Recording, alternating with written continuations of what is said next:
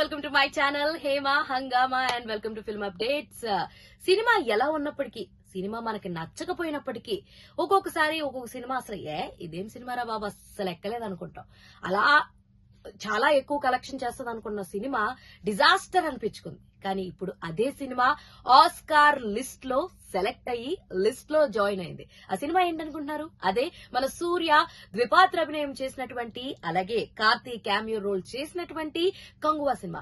Kanguva cinema ఎంతో hit అవుతుందంటూ 2 years కష్టపడి దాని మీద వర్కౌట్ చేసి ప్రమోషన్స్ అన్ని ఎంతో జోరుగా చేసినటువంటి సూర్యకి, అలాగే జ్ఞానవేల్ గారు 2000 కోట్లు వసూలు చేస్తుందంటూ ఎంతో ప్రౌడ్ గా చెప్పినప్పటికీ కూడా చాలా డిజాస్టర్ టాక్ తో అయితే మనం కంగువాని చూస్తూ ఉన్నాం.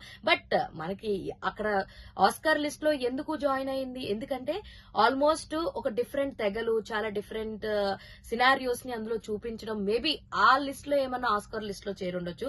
చాలా మంది ఏంట్రా బాబు ఇలాంటి లిస్ట్ వేసారా అనుకుంటారు. ఒక్కొక్కసారి మనకి నచ్చని సినిమాలు చాలా వస్తూ ఉంటాయి.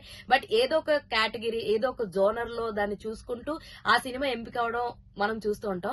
అలాగే ఇప్పుడు కంగువా అయితే ఎంపిక అయింది. I'm very happy for Kanguva. నాకు సినిమా నచ్చింది యాక్చువల్లీ.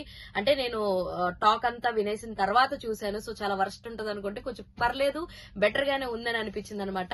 బట్ ఎనీవేస్ మన తెలుగు సినిమాలు, మన సౌత్ సినిమాలు, తెలుగు తమిళ సినిమాలు ఇంతలా ఎదగడం, ఒకదాని తర్వాత ఒకటి ఒక్కొక్క మెట్టు ఎక్కడం నాకు చాలా హ్యాపీగా అనిపించింది. సూర్య గారి కష్టానికి అట్లీస్ట్ ఏదన్నా విన్ అయితే బాగుంటుంది అంటూ నాకు కూడా అనిపిస్తుంది. అలా ఎంతమందికి అనిపిస్తుంది? సో అలాగే సూర్య గారి అప్కమింగ్ ప్రాజెక్ట్ రెట్రోతో మన ముందుకి రాబోతున్నారు. అండ్ ఇప్పుడు రెట్రో షూటింగ్ నడుస్తుంది పూజా హెగ్డే తోటి. సో ఒక గ్యాంగ్స్టర్ డ్రామా లాంటిది, అలాగే విత్ లవ్ టచ్ తో ఉన్నటువంటి రెట్రో మూవీ అయితే రాబోతుంది.